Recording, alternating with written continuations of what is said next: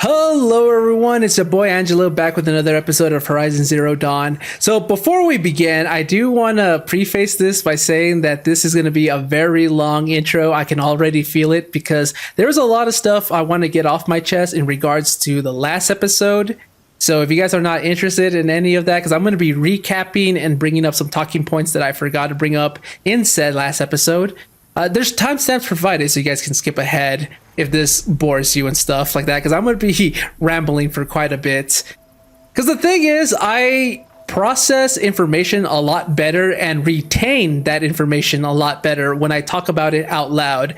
Typically, I would talk to my friends or family about this kind of stuff, but I don't have any friends or family members who have played this game who would be interested in me talking their ear off about this game. So instead of talking out loud to myself, which I guess wouldn't be out of the norm for me, I do tend to talk to myself a lot.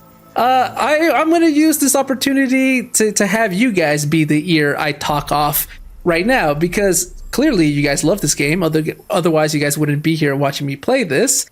So you guys, I'm sure, wouldn't mind if I just kept talking all about Horizon Zero Dawn, right? So yeah, let me just recap this real quick so that I can remember everything that happened, so that, like I said, I can process and retain the information better before I bring up the other talking points. So what we learned from the last episode was that humans from the before time were at the brink of extinction, and it wasn't just humanity, it was all life on Earth because of these pharaoh robots that went rogue. I don't think they explained why they went rogue or how they went rogue. We just know that they did.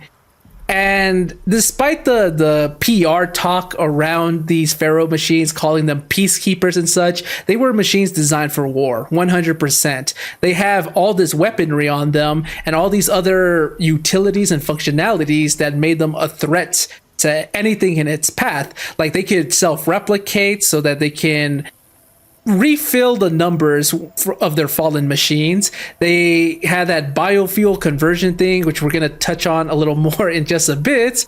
But more importantly, they could not be hacked, right? That was the whole thing, is that they had no backdoor access to their programming, because Ted Faro, in his infinite wisdom, didn't want that implemented into his machines. I'm guessing it was so that his product line could stand out to potential buyers, because if these buyers, for whatever reason, wanted these war machines and they were shopping around the market, they would look at the competitors, and then they would look at Ted Faro's line and be like, oh, wow, look, this is a premium product because they have all these functionalities and they cannot be hacked, so we're going to have an edge against our rivals. I'm guessing that's the reason why there was no backdoor to these machines, because it's usually all about greed when it comes to these type of CEOs.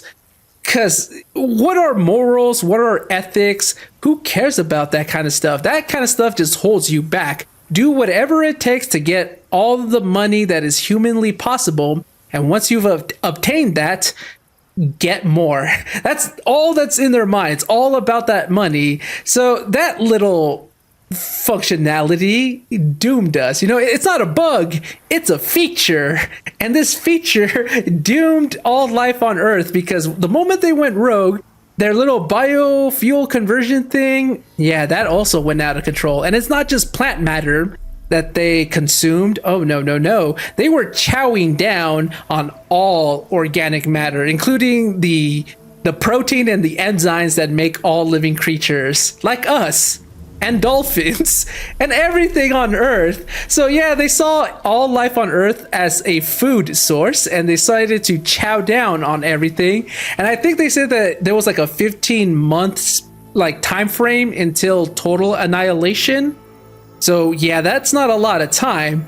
Then Elizabeth comes in to try to right Ted Faro's wrongs, and Project Zero Dawn was born. We don't know what that is. We don't know how she stopped the machines. We just know that she did. All life was saved. There's still plant life, there's still animal life, and there's still human life. Although the numbers dwindled a lot. Like, humanity was saved, but how many of us are still left? Because there's a lot of vast open land in this world, and the villages that we do find are very small, with Meridian being the biggest exception. So, yeah, there's not many humans left. Plus, our technology is very primitive and rudimentary compared to our predecessors. So, yeah, something happened, but like human infrastructure was destroyed as we know it. The cities of before are now fallen into ruins. We don't have the history of what happened between the humans of before to the humans of now. Because one thing that is very interesting is despite that happening about 1,000 years ago, we don't have any data points in between. We have data points that go up to like the 2060s, maybe the 2070s. But there's no data point that is dated like the year 3000 or 3100. There's nothing there. And that was like 900, 1,000 years ago. And there's no data points in that time. So that is the mystery of what the hell happened.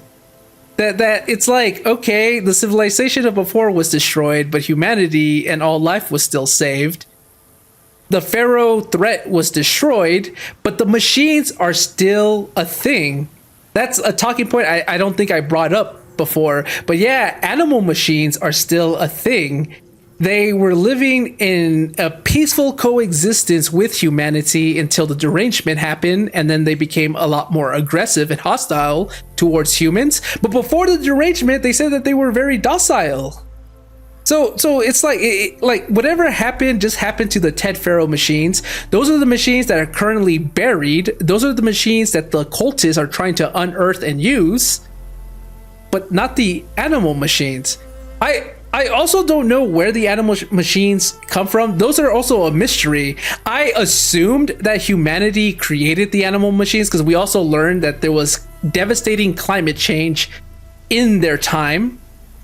Presumably, a lot of ecosystems were destroyed and a lot of animals probably went extinct. So I just assumed that humanity created animal machines to replace the ones that went extinct so that I guess the world doesn't feel so empty and lonely. Because imagine going to a forest and not hearing any birds chirp. So you probably make some machines to emulate actual living creatures so that it feels a little more natural. Even though that's kind of ironic considering they're made of metal and wires, not flesh and bone. But that's what I assumed. But then we also know that the cauldrons are a thing. That's another mystery waiting to be unearthed, I feel, because we don't know what the hell cauldrons are. I visited all of them. None of them felt like a human creation. Like this is a facility that was built by humans to act as like a factory to build these machines. It feels so cold and metal like. It feels like I guess like something a machine might make, the way it appears. So I don't think the cauldrons are a human creation. We also know that the Pharaoh machines can self-replicate, but I always assumed that they replicated on the spot. Like I didn't think that they required a factory. So that's why I don't think the cauldrons are a human invention. I think it's something different. I don't know what it is, how to explain it, but it just feels like a metallic world. And those cauldrons are still very active and still pumping out machines and even creating new ones like the sawtooths. So I believe the cauldrons are the ones that are making the animal machines. So it might not have been the humans. But then where the hell did the cauldrons come from? How was that a thing? Was that like a thing that from Project Zero Dawn? Because we don't know what that is. The project, like what did that entail of? But like that wouldn't make sense, right? Like how would this is what I mean about how like just when I feel like I figured out the story of Horizon Zero Dawn, it's like nope, there's still a lot more mysteries. There's still a lot of gaps and holes that need to be filled. Yeah, the picture is getting a bit more clearer, but there's still a lot that's missing. I still don't have the whole picture. So yeah, cauldrons are a thing. Animal machines still existed even after Project Zero Dawn. But the Pharaoh robots didn't. Those were the ones that got buried. So then the derangement happened, and it's now making these once docile animal machines much more aggressive. What the hell is happening right there? Is it the same thing that happened with the Pharaoh machines of before? And I also made note that the derangement happened about 20 years ago. And it was almost 20 years ago when Aloy was born. I would not have put this together if Aloy didn't mention it, but maybe she was created for that purpose, because whatever Elizabeth did to stop the machines of before, well, in our current timeline, the machines are going crazy again. Plus, the cultists are unearthing the Pharaoh machines. What if Aloy's purpose is to create like Project Zero Dawn 2.0 and stop the machines like Elizabeth did before her? That would make sense. She's got Elizabeth's DNA, meaning that she could enter these facilities that have that identiscan lock, because it would recognize her as Elizabeth. So maybe she could go over there into maybe one of Elizabeth's laboratories and create Zero Dawn again to stop the machines. Like that could be possible, but then that doesn't explain who cloned Aloy. Like, okay, if she was cloned so that she could create Zero Dawn 2.0 and stop the machines, who did that? That's also a mystery. I guess we'll discover it once we go behind the door that's at Mother's Heart. But it's like, yeah, once I'm like, I feel like I'm on the right track. There's still a whole set of mysteries that I cannot explain. And it's driving me insane. Obviously, I have to play the game to get the answers I seek, but I just love immersing myself into this world. I love just theory crafting, just so that I can see if I hit the nail on the head at the end of the game or if I was completely off. You know, I love talking about this game. And see, if I had friends or family members that play this game, this is what I'd be talking to them about. I'd be like, oh, what about this? What about that? Oh, but don't give me any spoilers. I want to find out on my own, but I still can't help but try to theory craft just because I'm so interested in all of this. It's such a cool concept of a story, you know, about how humanity existed before, and then something happened where the history is lost to these new generation of humans, but these new generation of humans have also lost all the technology and infrastructure of their predecessors. But machines are a thing. That's an advanced technology. How the hell are tribal people existing with machines? You know, it's such a cool concept. And yeah, I love this game. And holy crap, I'm talking for over 14 minutes now. I hope I didn't talk your ear off. I hope you guys are enjoying all this. Well, if you guys are still listening to me ramble, it probably means that you guys do love this. But yeah, there's so much left to unearth, but I'm getting the gist of the story. Ted Pharaoh, what a dumbass, right? Nearly doomed all of civilization just to get a bit more money. Like, the amount of greed people have. It's like, money isn't inherently bad. If I won the lottery, I wouldn't complain about it. Like, obviously, I would love to have a lot of money and be financially stable and be able to buy anything I want. But you shouldn't let it consume you, you know? Like, it's just human nature. If I gave you two options and I said, would you rather have $10 million or $100 million? What do you choose? The vast majority of people would definitely go for $100 million over the 10 because it's more money, even though $10 million is enough to be well off until you die and then some. You're not going to have lavish parties every weekend. You're not going to buy a Lamborghini in every shade of color for every clothes you own so that you could pick your car with the outfit you're wearing. Like, you're still going to live kind of modestly, but you can live comfortably. But a lot of people would still choose $100 million over 10 million because it's just, I guess, in our nature. Like I say, it's not inherently bad as long as you don't let it consume you. Like, Ted's greed almost consumed everything on Earth. You know, anyways, I'm going to stop talking because, yeah, I could still ramble on for like another 30 minutes. I just know it.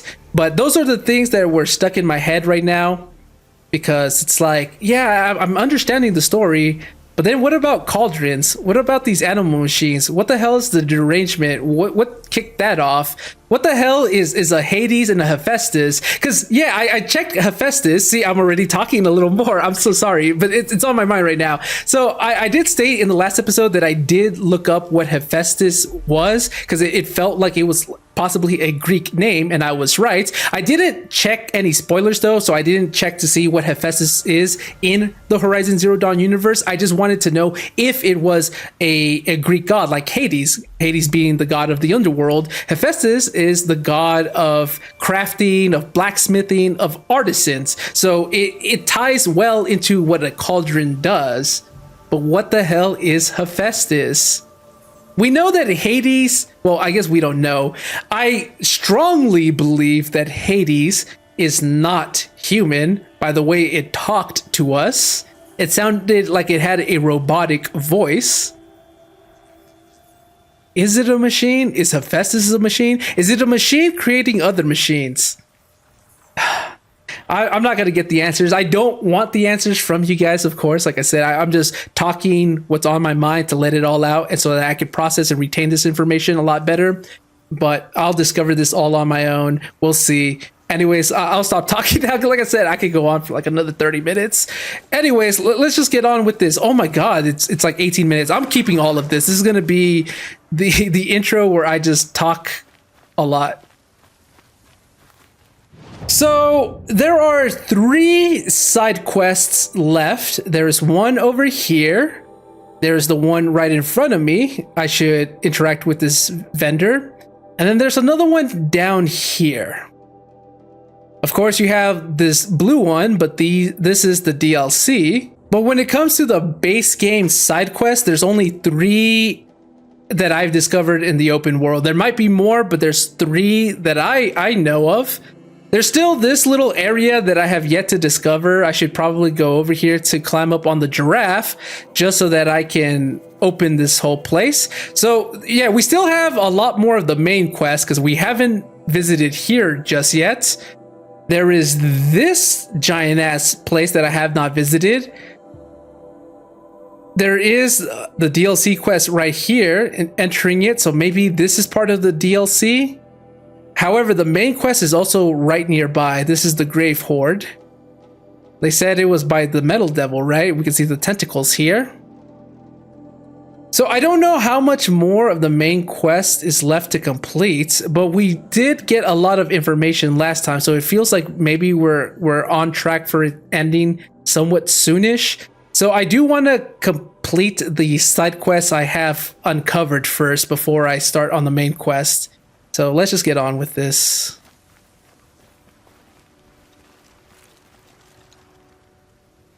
Find help. Easy now. What's your name? What happened? Hackard.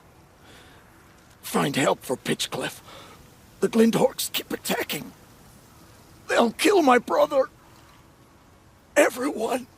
Not if I have anything to say about it. Glinthawks attacking a village again. Death from the skies. Oh, we also have this quest for Nil. I completely forgot about this. So yeah, we have 3 world side quests, and then we have this one for Nil. So we have a few things to do before I go back onto the main quest. Let's focus on this one for now though. Death from the skies. The border settlement of Pitchcliff is under attack by Glinthawks. What could have caused such an assault? I've been here before. Right, the name did sound familiar. I think we came here when we were helping Aaron try to find Ursa, right? This is where we found like Blameless Maraud's agent dead, I think. And now it's under attack from Glinthawks, just like the other quests I did. Don't tell me it's the same where there's like a graveyard of machines nearby and Glinthawks were attracted to it. And now they're attacking the whole damn village. I hate Glinthawks so much. They're just so agile and I cannot aim. Glinthawks. This must be Pitchcliff. Whoa, whoa, whoa, whoa, whoa, whoa, whoa. Yeah, I've been here before, all right? It's familiar.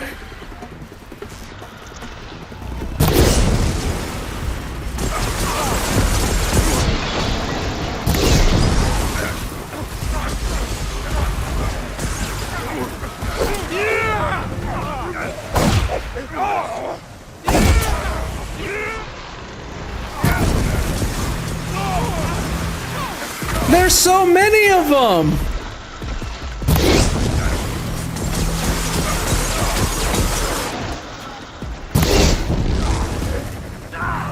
For the Asuka!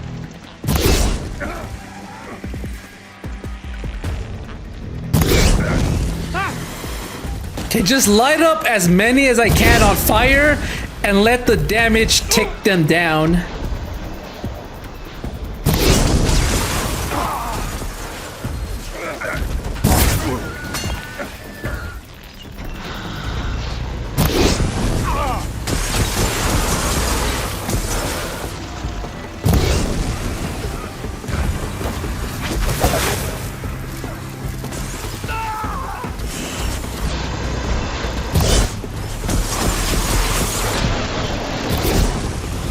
Jeez, why are there so many?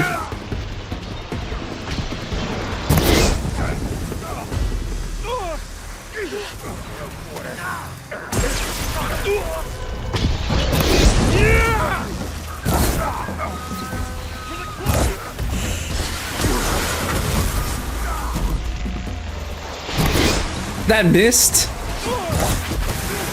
I'm missing. Why? I thought I was on target. This is what I mean. I suck at aiming so much. And Glinthawks fly everywhere. I better speak to whoever's in charge. Gang, we're exhausted. It's the third flock we faced today. The third flock? So this is an ongoing assault on Pitchcliff? Yeah, if we learned anything from a previous quest, it's that somebody probably was shooting down a lot of machines, stacked them up nice and high, and the Glinthawks were attracted to it and started attacking the nearby settlements because, as we all know, the freaking arrangement made all these machines crazy and attack humans on sight. We don't know why, but Aloy can possibly stop it. Considering she's Elizabeth's clone.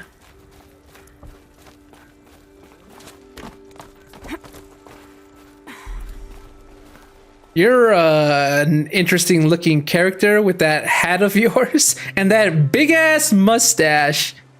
If I had that mustache, I would look much more Mexican than I already do.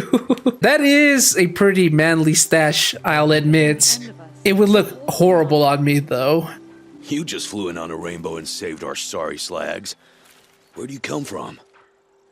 A man named Hackard outside the village warned me. Traitor! I ordered him to stay put. I'll throw him in irons. He's dead. What? That scorched out, filthy, rotten dirtwad of a brother. Why didn't he listen? Why? He was worried you and the entire town would be killed. Do you have any idea what could be drawing the Glinthawks? Like, okay, I get it. He ran. You probably consider that a coward move and a traitorous act. But if he didn't, he would not have found me. I would have not been told about this assault. I would have never shown up and they probably would have been dead. Well, no, they seem to be holding their own. The guard out there did say it was the third flock that they tended to, so they probably would have been okay. There definitely was going to be casualties though, even if the whole settlement was fine. But it was thanks to him that got my attention, and I'm here to help. But I guess I get that frustration because I guess it's his brother, so he just wanted him to be nearby. I get it. Has anything changed that might have lured the Glinthawks? Have you left machine scrap lying around? No. Us around use our scrap, not like the Carja. They only keep the pretty parts. So the Carja have been leaving scrap around? Here? Never. If a Carja wasted scrap on my watch, I'd pick it up and make him eat it. We get it. There's a lot of hostility, a lot of tension between the Oseram and the Karja. Not just between them, but between all tribes and the Karja. Because you saw how the Nora reacted to the Karja envoy early on in the game as well. Yeah, I guess Karja earned that bloody reputation of theirs. So, if no one left scrap lying around, what the hell could be causing the whole frenzy then? Lures? Has anyone come trying to sell lures? They're devices that attract machines. Is that real? Is that some sort of Nora joke? No, it's real. No. It's real. We know that they exist. Like, we came across 2 instances of that, right? There was one time with that one, like, Karja nobleman who wanted me to clear out his family's estate because he wanted to collect the inheritance, but it was overrun with machines. Turned out it was that nobleman's fault that all of that happened because he had a lore with him. And then he got his just desserts because the Glinthawks pretty much picked him up out of the sky and killed him. So he had a lore. And then Durval had one on him. So it's like, do the Oseram not really believe that lures are a thing? We've already seen them. I guess they might not be widely known technology. It must be like just a niche group of people who understand that tech. Why do you think the Karja have anything to do with the Glinthawks? We built this outpost to protect against the Karja. Now they're coming here to trade. Fine. Their shards are as good as anyone's. But everyone knows that they want this place. Come to think of it, they want every place. But how could the Karja have brought on the Glinthawks? If I ever get a break from them, I'll see if I can spare a man to follow the trail. Guaranteed, there's a Karja at the other end. Wait, I thought he said that it wasn't the Karja's fault because we asked if anyone was like piling scrap just laying around. And he said the Oseram weren't doing that, but he also doesn't believe the Karja were, because if they were, he would have made them eat said scrap. But now he said that he does believe it was the Karja's doing. I'm a little confused. Was there some dialogue that was skipped? What exactly do you do here? I'm the mayor. Mostly because I was too drunk to say no when my brother asked me. Tell me where he is, and I'll lay him to rest once we get these Glinthawks to flock off. You'll find him due south of here, along the river. Damn that fool. That bum. That lunkhead. Thank you for being with him at the end. No problem. I guess I'll investigate this. Why don't I investigate why the Glinthawks are attacking? You've got your hands full. Really? No one ever offers to help me. You, any good at tracking? The best. You could say that. All right, then. Let me know what you find. Hammer to steel, a Karja's behind all this. Aloy, you need to be a little more braggadocious about this. Just tell them you're the best around when it comes to tracking stuff. No one is your equal in that department. Maybe they'll be willing to pay me more for my services if I did like brag about how good I am at my job. But to be fair, Aloy doesn't exactly ask for rewards or payments. She's done that a couple of times. Also, I'm pretty sure I hear something. Yep. I heard it ever so softly. The device is sending out a signal. Might be what's attracting the Glinthawks. Look, I'm not going crazy, right? You can kind of hear it when I was over here.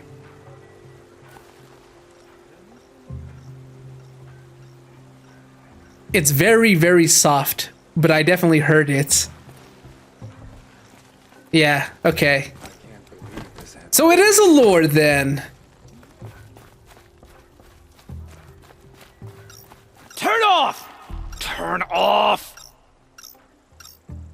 Sir? Would you mind explaining yourself? What are you doing? By the sun, it won't turn off! That device is making the Glinthawks attack. Turn it off. Me? I don't know how to turn it off any more than I know how I turned it on. I scrounged it from an old workshop. Yeah, I was gonna say, just destroy the thing. Problem solved. Aloy and I, we're on the same wavelength, as per usual. Well, that should do it. Now start talking. This guy doesn't seem like he was trying to sabotage this village on purpose. He does seem like he didn't know what the hell was happening. Did you know this whole time that that device was luring Glinthawks? By the sun, no. I stashed it here for a while, but when I came back, I was nearly beheaded by one of those flying terrors. Yeah, I believe him. He does seem a bit on the more ignorant side when it comes to technology like this. Why are you scrounging gear you don't even understand? My customers demand extraordinary pieces best found at the fringes of civilization. My tales of adventure only increase their value. Where others only dare tread, I flourish. No mountain climbs too high that I can't mount it. My trade demands sacrifice. Including the sacrifice of innocence? Those Glinthawks swooped down and attacked everyone. I didn't mean for that to happen. I sought only to sate the appetites of rich nobles who never leave their mansions. I believe it. Yeah, because it's like, it doesn't seem like he willfully decided to bring the Glinthawks down on this whole thing. So it's not like he tried to sacrifice innocence for money. He's not Ted Faro in that regard.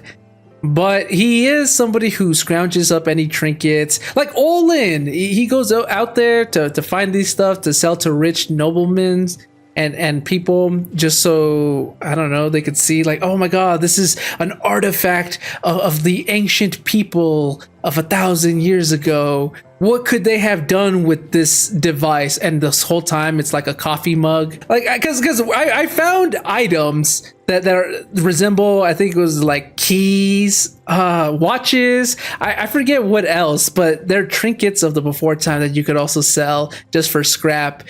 Because to them, it's probably like their minds would just go into wild imaginations, just thinking about like, oh, this thing could have been like an exotic item that they use for some elaborate ritual. You mentioned you found the device in a workshop? Yes, I camped out atop the snowy eastern ridge. No easy climb even in my best years, but I girded my... Enough. Were there any other devices at this workshop? abandoned equipment, the likes of which I've never seen. A peculiar silo remained impervious to my attempts to open it. As I searched, I wondered how many secrets lie hidden in this world, as we, in our ignorance, go about our daily... Your point? Aloy. No, I didn't see another device. But one could still be there, waiting to unleash its horrors. That's where Aloy and I don't always see eye to eye. She likes to get straight to the point. No fluff, no filler, just tell me what I need to know. And it's like, I love to hear these NPCs talk. I want them to go off on their wonderful adventures, their stories, the tales that they want to say, and all the metaphors and all the graphic detail. Like I want to hear them talk. And then Aloy's like, and you get straight to the point. I'm like, Aloy, please. This device is dangerous. I have to find that workshop and make sure it's the last. Where is it? On the eastern ridge, just beyond my campsite. But after I descended from the workshop, a cracking above me signaled my doom. I dove into the river mere moments before an avalanche took out the path. You can't reach it now. The climb is too perilous. I'll take my chances. You just stay away from that workshop and try not to cause another mess. When he said that there was a cracking from above that signaled his doom, I thought he was going to talk about a Thunderbird. Stormbird, Thunderbird. Was near his campsite on the eastern ridge. Yeah, I thought he was talking about a Stormbird. But no, he was talking about an avalanche. Oh, wait. What is this? Is this a Glinthawk or is this the Stormbird? No, this is a Stormbird icon. So this means a Glinthawk. Great. There's gonna be more of them.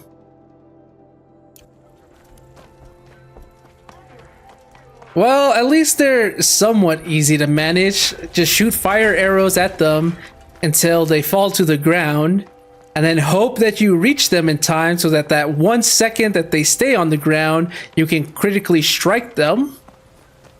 And then repeat the process until there's no more of them around. It's just, they're so annoying, mostly because I suck at aiming.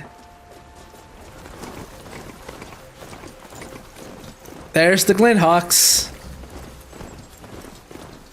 There's the Stormbird out in the distance.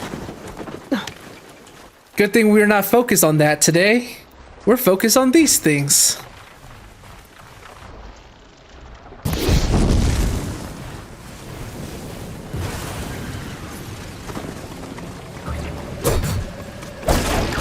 Whoa! My horse just gave it a donkey kick and blew it up.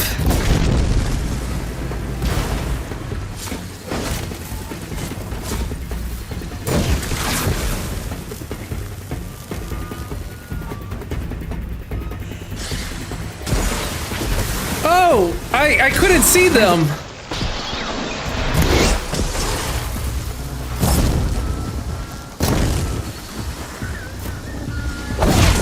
What the hell? Was the Glinthawk trying to pick up the machine to carry it off? It is!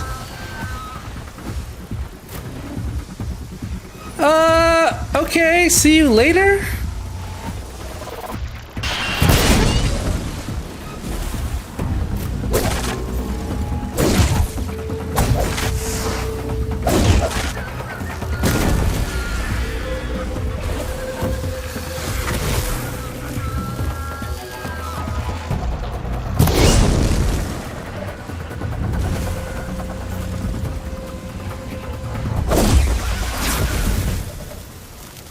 That was weird.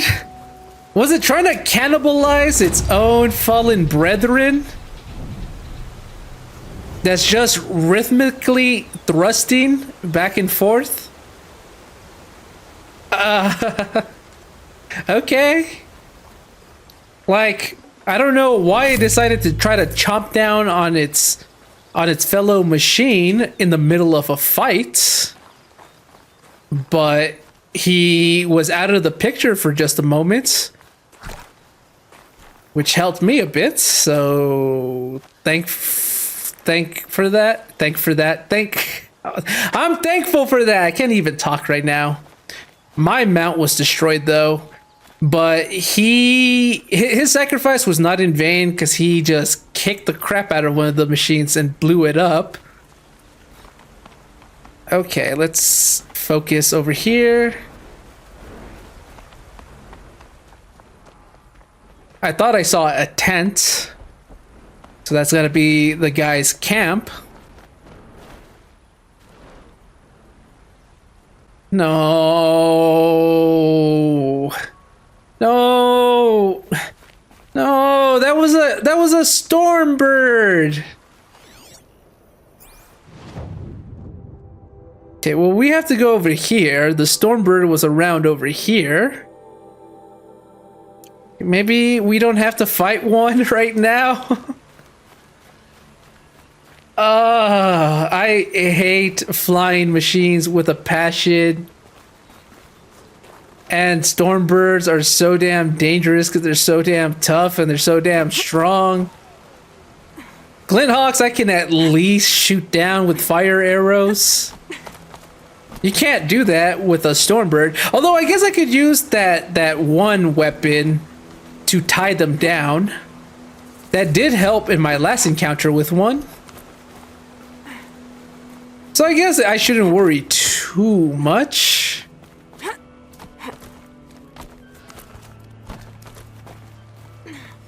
Oh, here's the camp. Here's the Scrounger's campsite, so the workshop can't be far. If I can find a way around the avalanche. Let me just quick save just in case.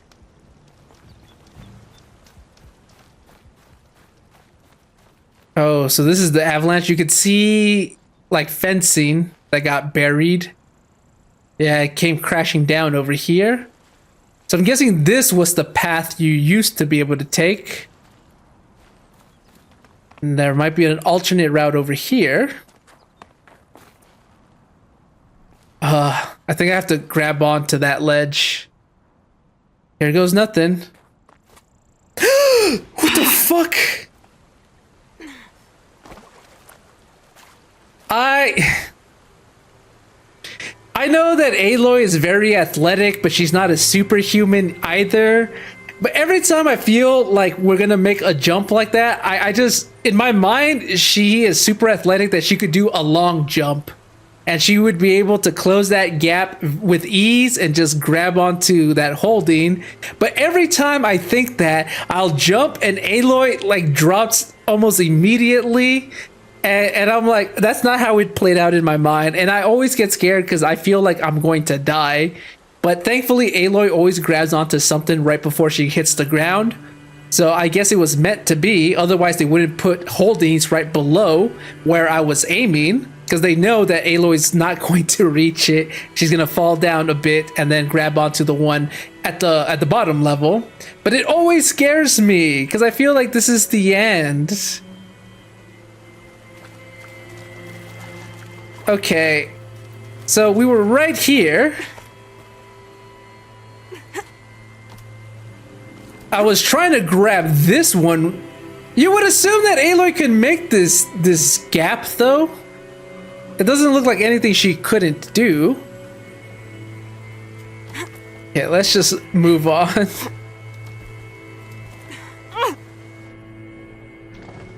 My palms are sweating now, though.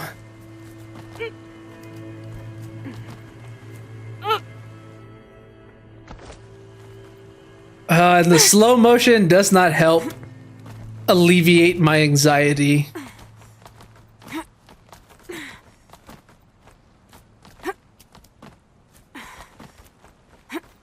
Oh.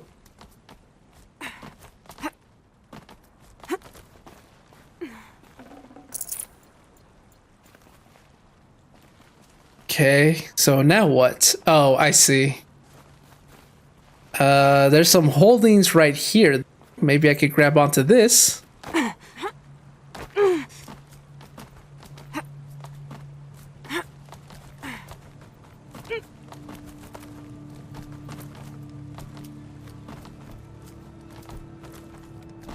There we go. Okay, I can stop holding my breath.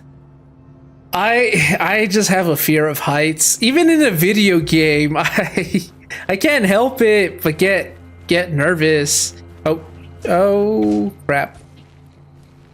Oh, that is a beautiful sky.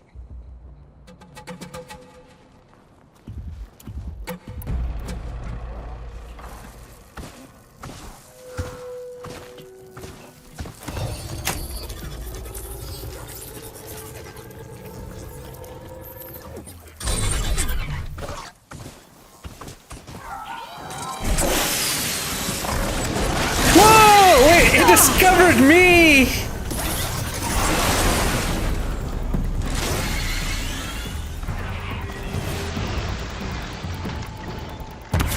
That missed. That missed again. Oh my god, okay. I am not just terrible when shooting aerial machines. I suck at shooting stationary machines as well. Jeez.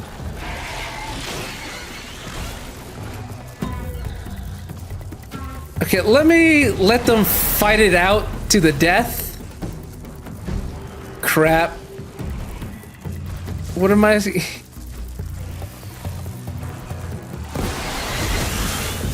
Oh, there is a zip line. I don't want to fight that bellow back right now.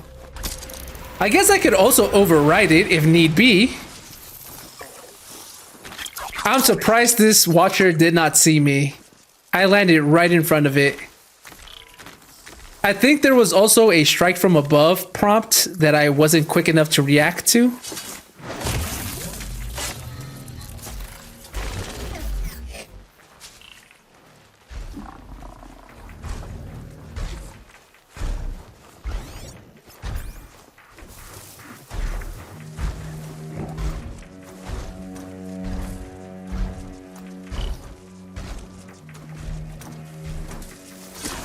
Enough. Your work's done now. I remember asking what these machines reminded me of because you have a lot of machines that resemble animals and dinosaurs. Like the Thunderjaw, kind of looks like a T-Rex. Oh my god. The Stormbird is right there. That is where I'm going. No. Oh. Anyways, the Watchers I think remind me of raptors.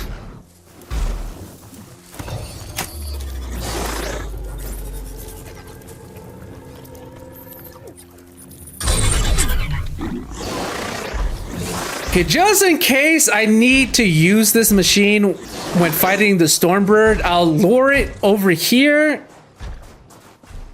And hopefully my Bellowback fights for me. So I'm definitely gonna need all the help. We brought that Stormbird here. If I find any and destroy them, the machine should leave. Yeah, I need all the help I can get. What the hell is that thing? I guess that might be the silo the guy was talking about. There. Allure.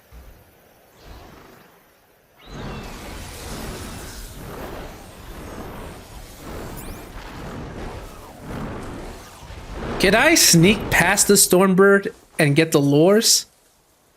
No, the game wants me to kill the Stormbird. Okay, hopefully I can lure it back to my Bellowback.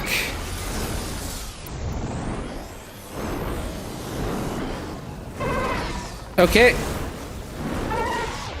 Here goes nothing.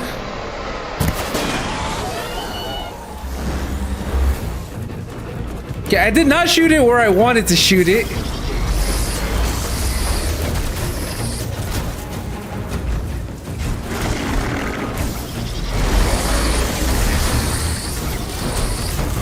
Okay, I should probably get out that weapon, the rope caster.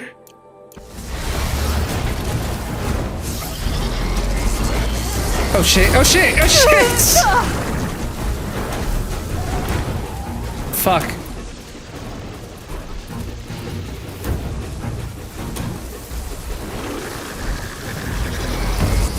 Whoa! Ah!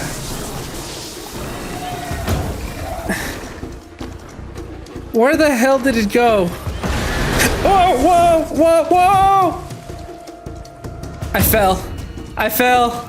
Oh no! How do I get back up? How do I get back up? I really should stop panicking because I'm gonna end up killing myself instead. Wait, this looks like I can grab a hold of. If I can stand up.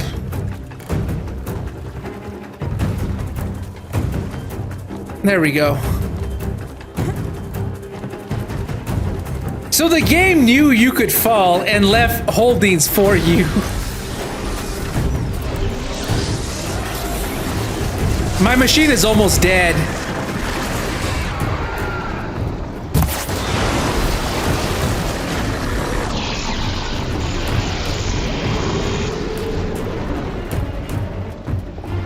Come on.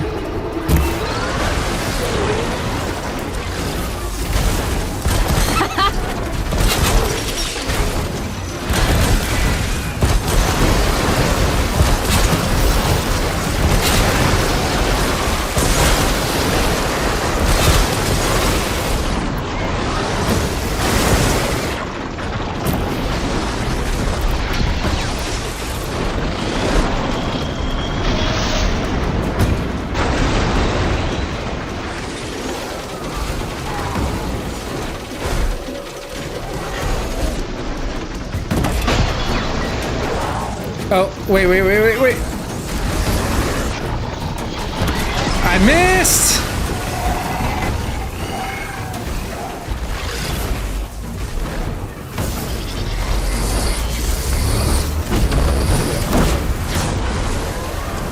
Oh, my machine is dead.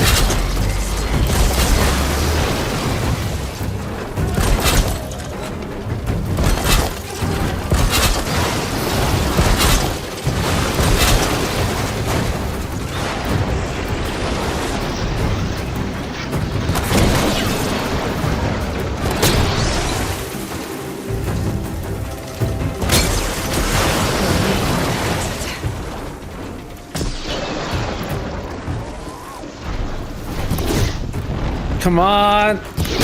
There we go.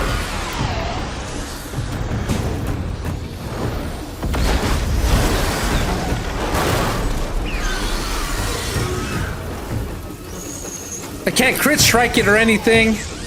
Fuck. But I got the canister. I better find and disable any lures. Ooh, that rope caster is a miracle worker when it comes to fighting the freaking stormbirds. My Bellowback put up quite a fight. I thought it was dead like a long time ago, but it still managed to put up a fight before it finally actually got destroyed. And I need to be aware not to fall down. Thankfully, there was water underneath, so I didn't fall to my death. But the game even acknowledged that such a thing was possible and put little holdings so that you could climb back up. It's heavy. World's going white. It is. Okay. Easy peasy lemon squeezy. I still have a lot of my medicinal herbs as well. I'm proud of myself.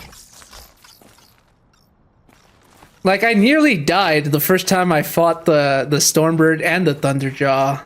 Now that I know their weaknesses, it's like so easy to exploit them.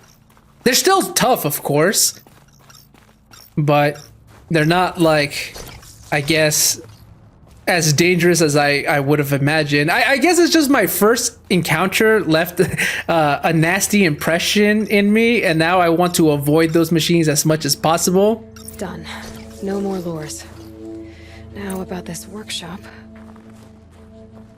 Yeah, this is a weird-ass looking building.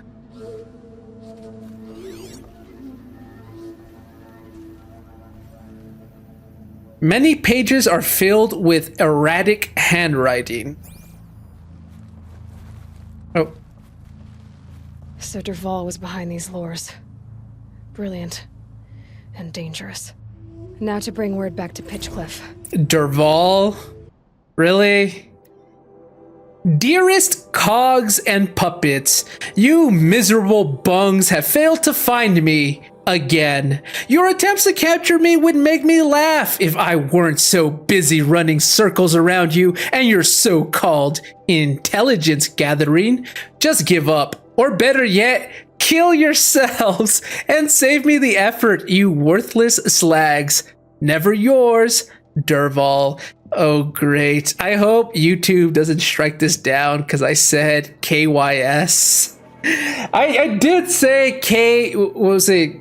KMS earlier, like when referring to myself, that I'm about to end myself because I'm rolling off the edge. I know that YouTube doesn't like certain words. I feel like they're okay as long as you don't spam the words. I think I should be all right. I mean, what do I have to worry about? It's not like my channel is monetized or anything. It's a very, very small channel. It's probably going under the radar. But still, you never know. We don't want to risk it. Okay, back to Pitchcliff we go.